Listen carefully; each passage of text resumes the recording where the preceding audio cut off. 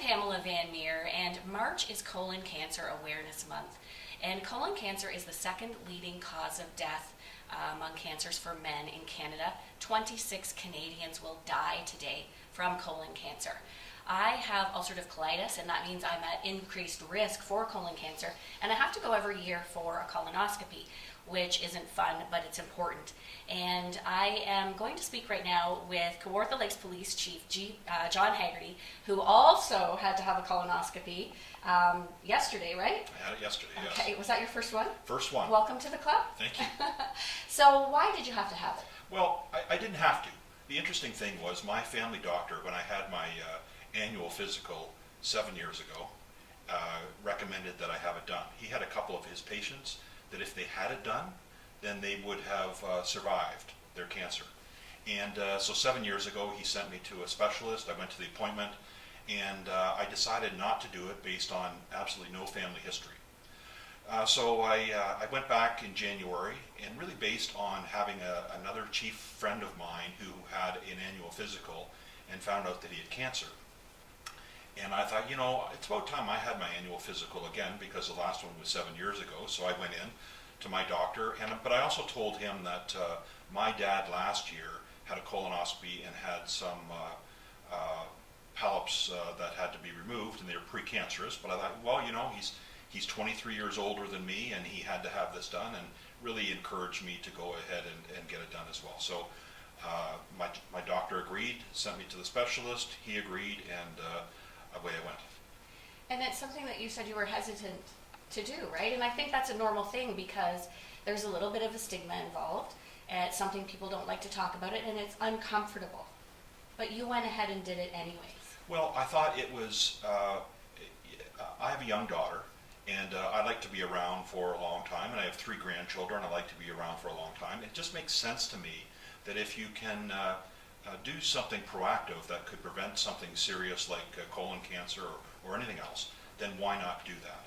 And so I thought, even though clearly there's the stigma, it's invasive, it might even be a little bit of embarrassing, but I found it wasn't. And that's why last night I tweeted about really complimenting the Ross Memorial Hospital for how they treated me, because I felt very comfortable. I felt I was dealing with caring people, and they're professional, and I didn't feel uncomfortable at all. No, it doesn't hurt. In fact, I'm laying in the operating room and just waiting for the doctor to come in, and then they take a warm blanket and put it on top of me.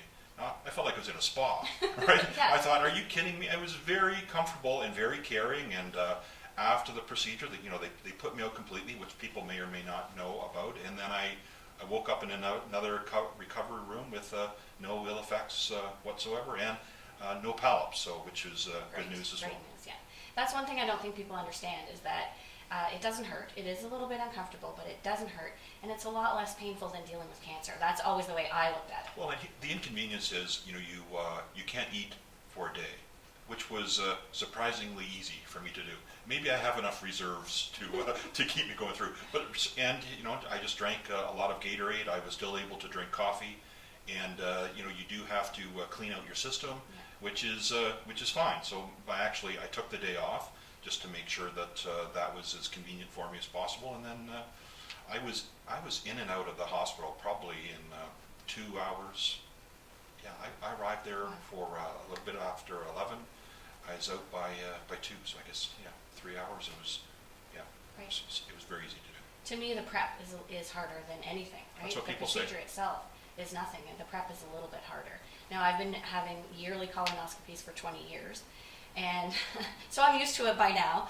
But the prep has changed a lot over the years too. When I first started, we couldn't eat for 3 days. That was really difficult. I could not wait until after the procedure to eat. But now it's a lot easier. I could even drink fluids right up until 2 hours before my procedure, and then actually it caught some of the staff at the hospital off guard. They weren't sure. Well, who told you could drink? I said, when's your last drink? I said, well, I had a coffee at 9:30 was my last coffee. I had a Gatorade at 10:30, and they were a little bit shocked by that. But when they looked at it, they realized, no, that's the new information that they're giving from the specialist. So I was completely good. So just so you're not going into it dehydrated, to have nothing at all, or to go 3 days. 1 day, it's very manageable. 3 days, makes it more difficult. Yeah, for sure. Okay, so what do you have to say to anybody out there who is thinking about this or who has been told they have to have it and they're hesitant?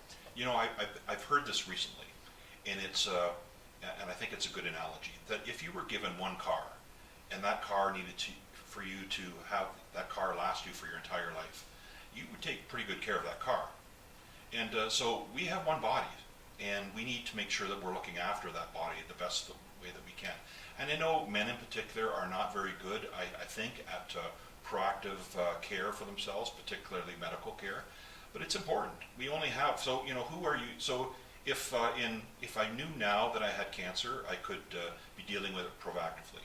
When I go back again in 5 years and have it again, even though Dad didn't have, he did have polyps, and they can become cancerous. So that's something that I'm going to, and if there's anything else that I can do, I don't think I'm going to wait 7 years again before my next exam. But this was just, you know, for me it was a wake up when when my fellow chief had gone in for his annual and found out that he had cancer and has successfully treated everything else. It was a real wake up call for me to think, you know what, I need to continue doing annual, not on 7-year increments. And anything that my doctor is telling me, suggesting that I do, I'm going to do those things.